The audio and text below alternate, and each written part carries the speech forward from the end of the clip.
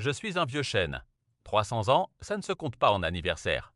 Ça se compte en saisons qui reviennent, en guerres qui passent, en amours qui naissent et qui meurent, en odeurs de fumée, de pain chaud, de sang, de pluie. Ça se compte en petites choses que les humains oublient et que moi je garde.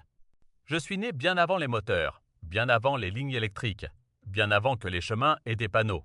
À cette époque, on arrivait ici en charrette et on repartait à pied, en serrant son chapeau contre le vent.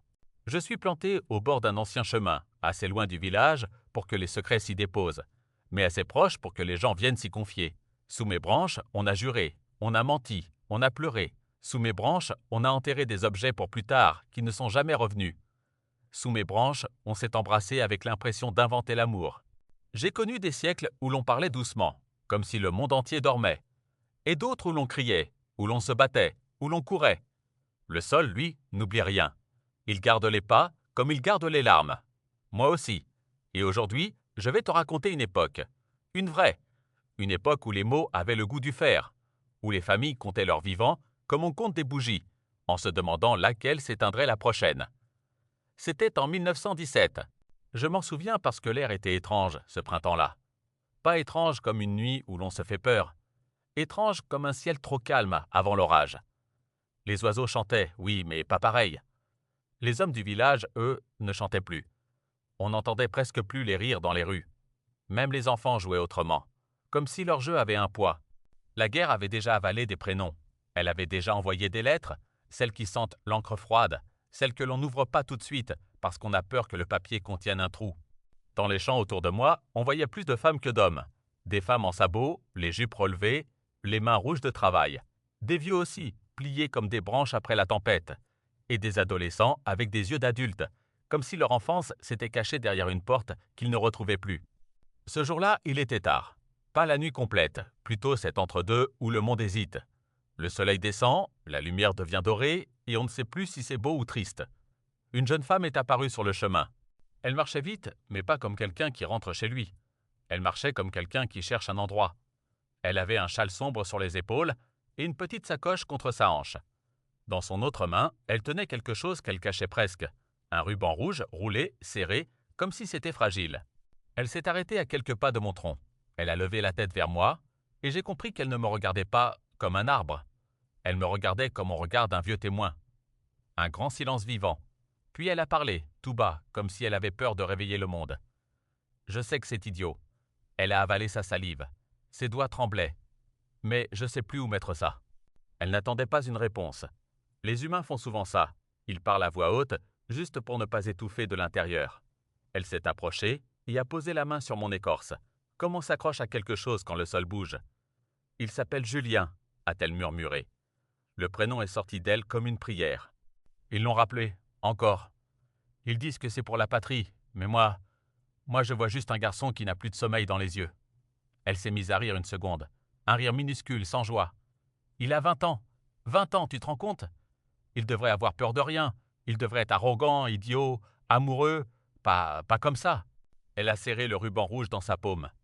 Il m'a dit de ne pas venir. Il m'a dit « Reste à la maison, Jeanne, ne fais pas de bêtises ». Mais quand ils partent, ils laissent derrière eux des choses qu'ils n'osent pas dire. Alors je suis venu quand même. Le vent a bougé mes feuilles, une caresse, comme si le ciel lui-même voulait l'encourager. Elle s'est assise au pied de mon tronc et a sorti de sa sacoche une lettre pliée plusieurs fois.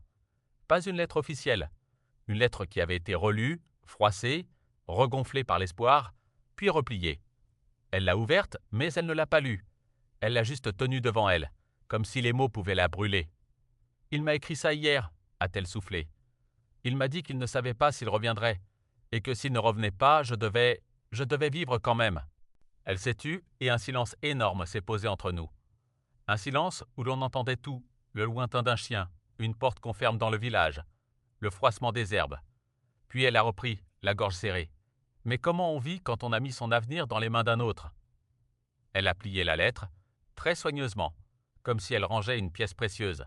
Et alors, elle a fait un geste que je n'oublierai jamais.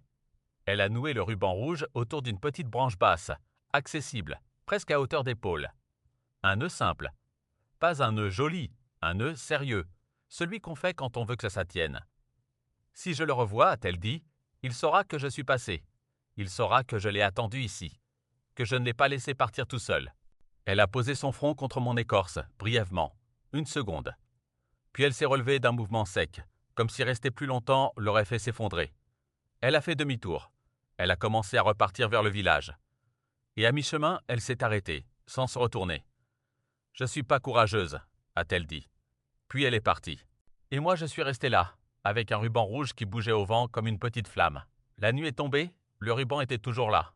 Le lendemain aussi, et le jour d'après. Il flottait quand il pleuvait. Il collait un peu quand il faisait humide. Il séchait au soleil. Il vieillissait. Les humains, eux, passaient parfois près de moi et le regardaient. Certains ralentissaient, certains détournaient les yeux, comme si ce petit morceau de rouge était une accusation. Mais personne ne l'a enlevé. Il était devenu un signe. Une promesse visible, et ça, c'est rare. Un matin, des bottes ont martelé le chemin. J'ai su tout de suite que ce n'étaient pas des sabots ni des pas ordinaires. Les bottes ont un poids différent, un rythme autoritaire, une façon de dire « je suis ici, donc tu dois te pousser ». 2 gendarmes marchaient devant, et derrière eux, un homme du village. Un voisin, le genre d'homme qui connaît les horaires de tout le monde et qui sait toujours quelque chose. Il gardait la tête basse, ses mains tremblaient. Les gendarmes ont regardé autour, puis l'un d'eux a pointé le ruban du menton. « C'est quoi ça ?» Le voisin a murmuré quelque chose. Je n'ai pas tout compris, mais je sais quand la peur parle, elle fait des phrases courtes. Les gendarmes se sont approchés. L'un d'eux a tendu la main vers le ruban, et il s'est arrêté. Parce qu'au même instant, derrière eux, dans les herbes hautes, un froissement a couru comme un souffle. Un garçon est sorti du talus. Julien. Je ne l'avais jamais vu avant, mais j'ai su que c'était lui. Parce qu'il avait le visage des lettres de Jeanne. Le visage qu'on imagine quand on lit un prénom tous les soirs. Il avait les joues creusées, les yeux trop grands, et un manteau qui ne lui allait pas vraiment, comme si sa vie avait été empruntée à quelqu'un d'autre. Il avait les mains levées, pas haut, juste assez pour montrer qu'il n'était pas une menace. Comme si on pouvait être une menace en étant aussi jeune. Le voisin a sursauté. Mon Dieu! Les gendarmes se sont retournés, brusquement. L'un a mis la main à sa ceinture. L'autre a crié quelque chose. Et Julien a parlé d'une voix très calme, trop calme pour un garçon de 20 ans. Je voulais juste le voir. Il a regardé le ruban. Je voulais juste savoir si elle était venue. Le silence qui a suivi a été une longue lame. Le gendarme le plus grand a avancé d'un pas. « Tu sais ce que tu risques ?» Julien a hoché la tête. « Je sais. » Il n'a pas supplié. Il n'a pas pleuré. Il n'a pas crié.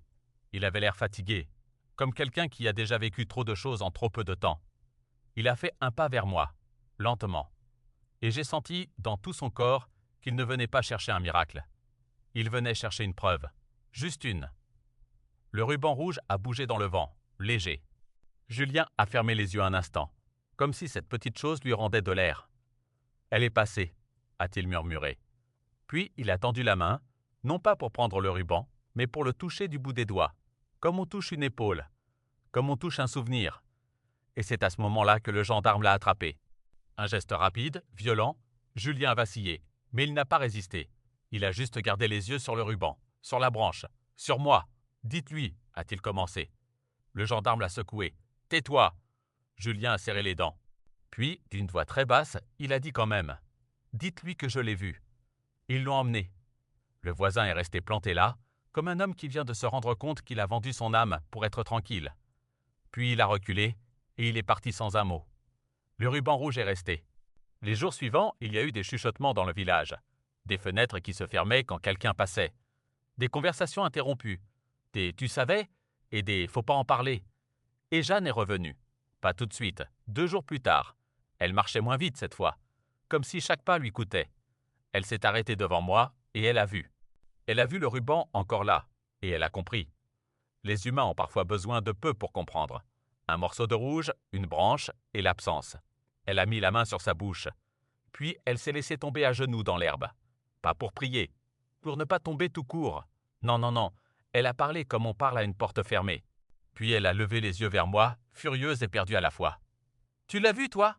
Elle s'est redressée d'un coup, essuyant ses larmes avec colère. « Tu l'as vu et tu n'as rien fait ?» C'est drôle, les humains. Ils se fâchent contre les arbres, contre le ciel, contre la pluie, contre tout ce qui ne peut pas répondre. Parce que ce qu'ils veulent, au fond, ce n'est pas une réponse. C'est un endroit où déposer leur douleur. Elle a arraché le ruban d'un geste sec. Elle l'a froissé dans sa main. Elle l'a serré tellement fort que ses jointures ont blanchi. « Je vais le sortir de là », a-t-elle dit. Elle a fait demi-tour et elle est partie vers le village, comme une tempête dans un corps de femme. Je ne sais pas exactement ce qu'elle a fait. Je ne suis pas une maison. Je ne suis pas une oreille collée au mur. Je suis un arbre. Je vois ce que le chemin me donne. Mais j'ai vu des choses ensuite. J'ai vu Jeanne revenir, plusieurs fois, tard, seule. Je l'ai vue s'asseoir au pied de mon tronc, trembler, regarder le ciel comme si le ciel pouvait signer un papier. Je l'ai vue écrire des lettres, beaucoup, des lettres qu'elle ne postait pas toujours, des lettres qui restaient dans sa poche comme des pierres. J'ai compris que Julien n'était pas revenu. Peut-être qu'il n'a pas survécu, peut-être qu'il a été envoyé plus loin, peut-être qu'il a disparu dans cette immense machine qui broyait les prénoms. Le ruban rouge, lui, n'a jamais été remis sur ma branche. Mais Jeanne, elle, est restée. Pas restée comme on reste immobile, restée comme on reste vivant malgré tout. Je l'ai vue, des années plus tard, passer sur le chemin avec une petite fille par la main, une enfant aux boucles brunes, qui riait sans savoir le prix des rires. Jeanne avait le visage plus marqué, mais elle marchait droit. La petite fille a pointé mon tronc. « Il est grand !» Jeanne a souri, un sourire vrai, et elle a posé la main sur mon écorce. « Oui !» a-t-elle dit, et il a tout vu. Puis elle a ajouté, si doucement que même les feuilles ont dû se pencher pour l'entendre. « Il m'a appris quelque chose. » La petite fille a demandé. « Quoi ?» Jeanne a réfléchi un instant.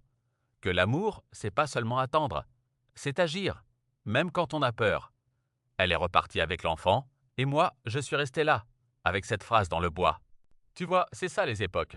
Elles changent les vêtements, les outils, les mots, mais au fond, elles posent toujours la même question à ceux qui respirent. Qu'est-ce que tu fais quand ça compte vraiment ? En 1793, j'ai vu des hommes courir avec des tricolores et des colères neuves. En 1870, j'ai vu des bottes étrangères salir le chemin. En 1917, j'ai vu un ruban rouge tenir tête à la guerre. En 1944, j'ai vu des messages cachés dans des paniers, des regards qui disaient « tais-toi » et « tiens bon » en même temps. En 1968, j'ai vu des jeunes parler d'avenir comme on parle d'un printemps, avec la certitude de pouvoir tout changer. Et aujourd'hui, j'ai vu des gens pressés, les yeux sur un écran, oublier de lever la tête vers les branches. Mais je suis encore là, et tant que je suis là, je peux te raconter. Je peux te rappeler que le monde se construit sur des petits nœuds de ruban, sur des lettres qu'on ose écrire, sur des « je t'aime » qu'on dit à temps, sur des actes minuscules que personne ne filme. Alors si tu veux revenir demain et après-demain et encore après pour entendre d'autres époques, d'autres printemps, d'autres guerres, d'autres guérisons, reste avec moi. Tu n'as qu'à faire un geste simple, presque aussi simple qu'un ruban noué à une branche.